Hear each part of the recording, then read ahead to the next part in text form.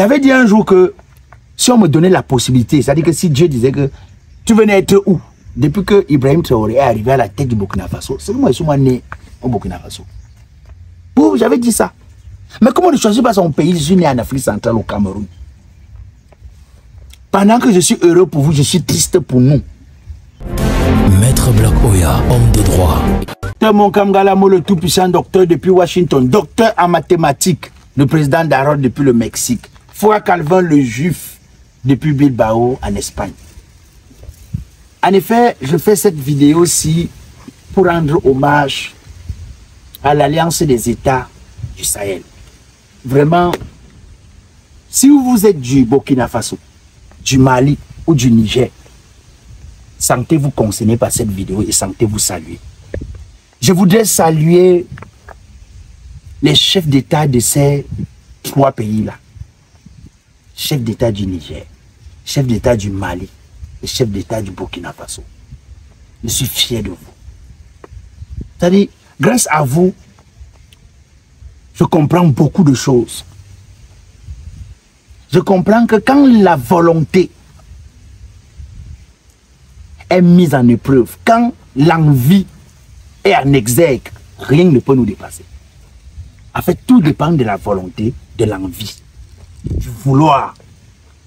Oh! Quand je vois ce que le Burkina Faso est en train de devenir, quand je vois ce que le Mali est en train de devenir, ce que le Niger est en train de devenir, juste pas la volonté des hommes, juste pas l'amour des dirigeants pour le peuple, juste pas l'envie de prouver que oui, c'est possible.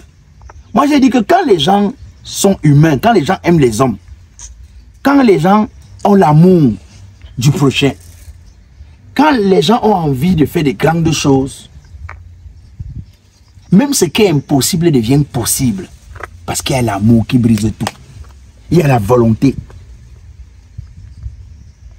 Il y a l'ambition. Il y a la vision qui brise tous les obstacles. Je suis fier. J'avais dit un jour que si on me donnait la possibilité, c'est-à-dire que si Dieu disait que tu venais être où? Depuis que Ibrahim Traoré est arrivé à la tête du Burkina Faso, c'est moi qui suis né au Burkina Faso. Bon, j'avais dit ça. Mais comment ne choisis pas son pays? Je suis né en Afrique centrale, au Cameroun. Pendant que je suis heureux pour vous, je suis triste pour nous.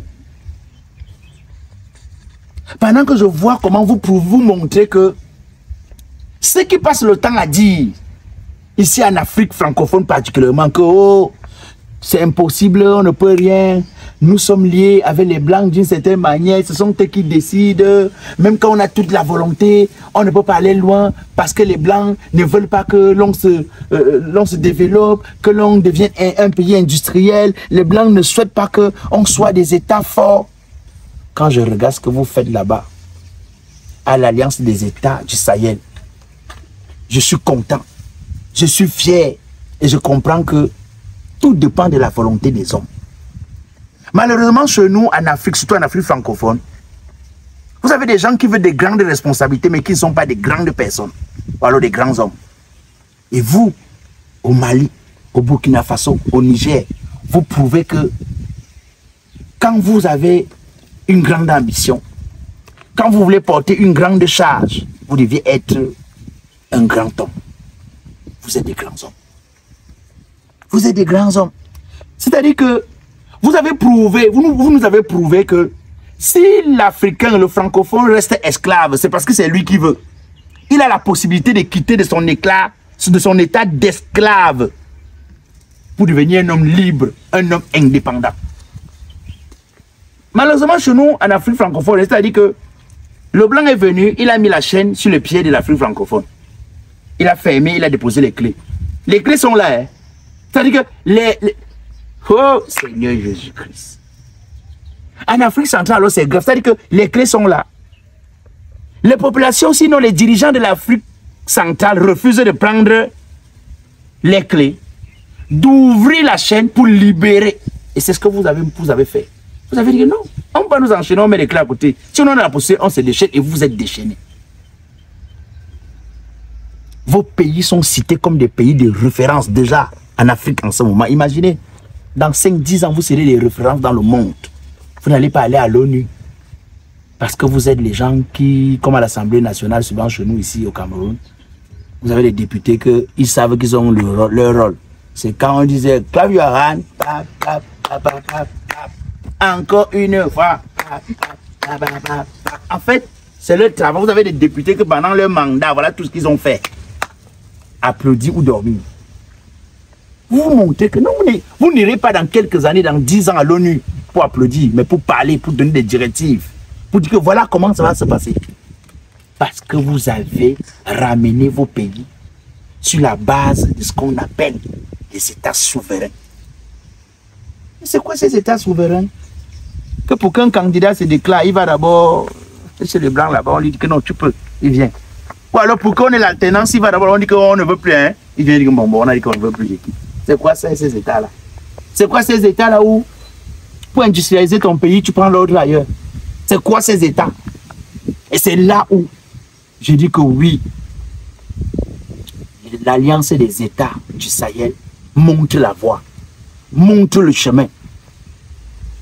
Moi, j'ai entendu les gens dire que oh, il y a l'embargo, ils ne vont pas tenir. Je suis surpris que de plus en plus, vous commencez même déjà à offrir à vos populations, à votre peuple, la joie que nous n'avons pas dans des pays que nous estimons être libres et indépendants.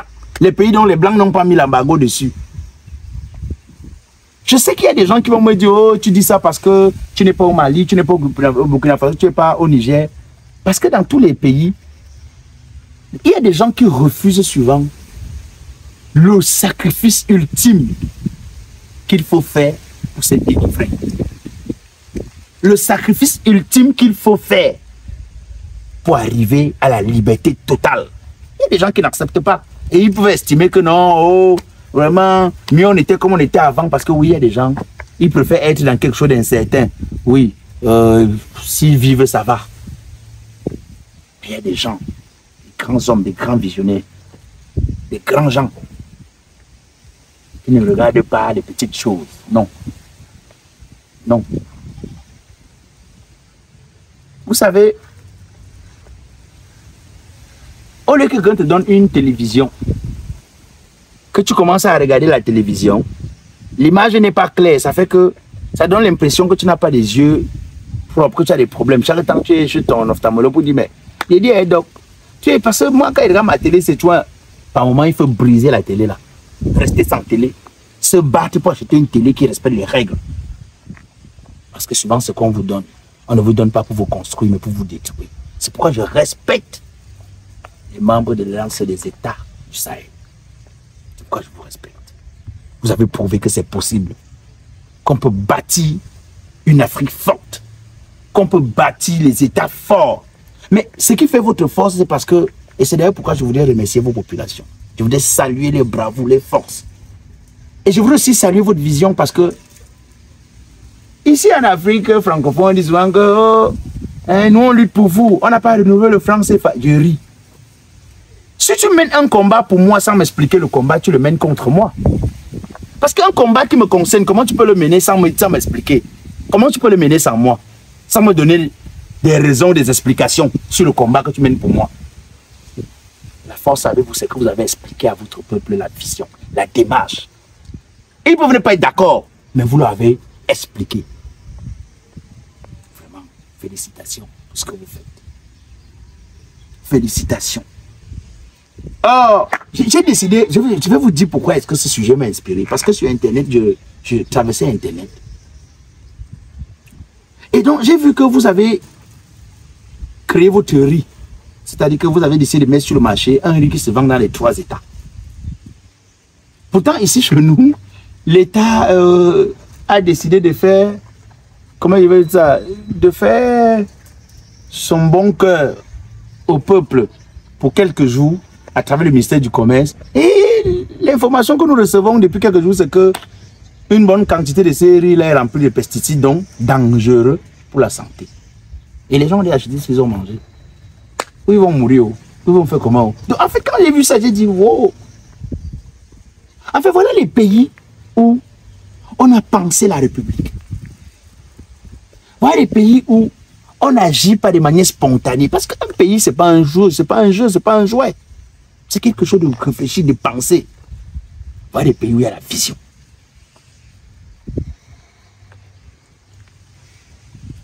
Le riz qui est vendu dans ces 3 pays de l'Alliance des États du Sahel, c'est le riz produit localement. Écoutez bien, localement. Donc avant, ils produisaient le riz et ils vendaient chez les gens là. Ils ont dit non.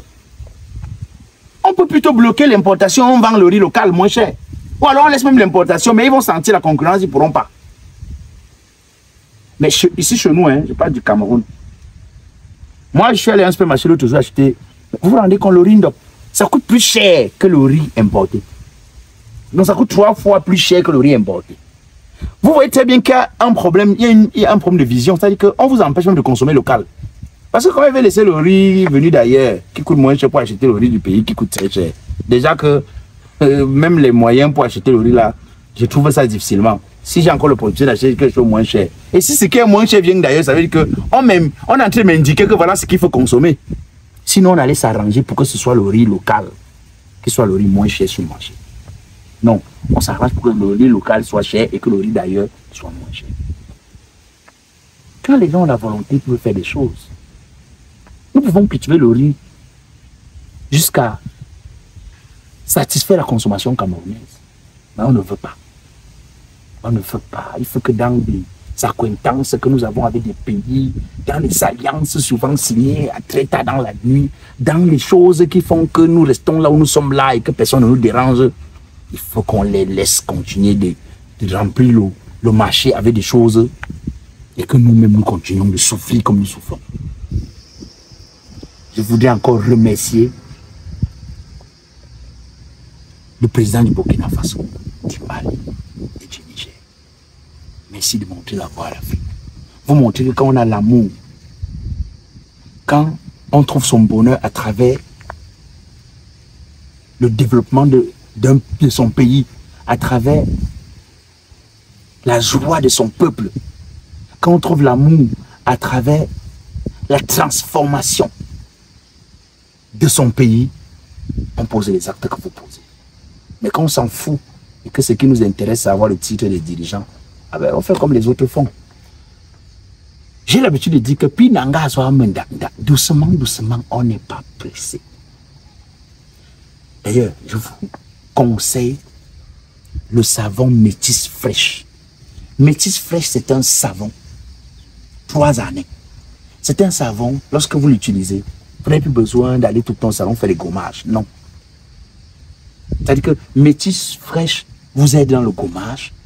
Vous n'avez pas besoin, une fois que vous êtes lavé à Métis Fraîche, de mettre encore le parfum. Non, vous avez le parfum qui reste sur vous pour toute la journée. Vous n'avez pas besoin, lorsque vous utilisez Métis Fraîche, d'utiliser encore l'huile. Parce que Métis Fraîche vous aide pour tout ça.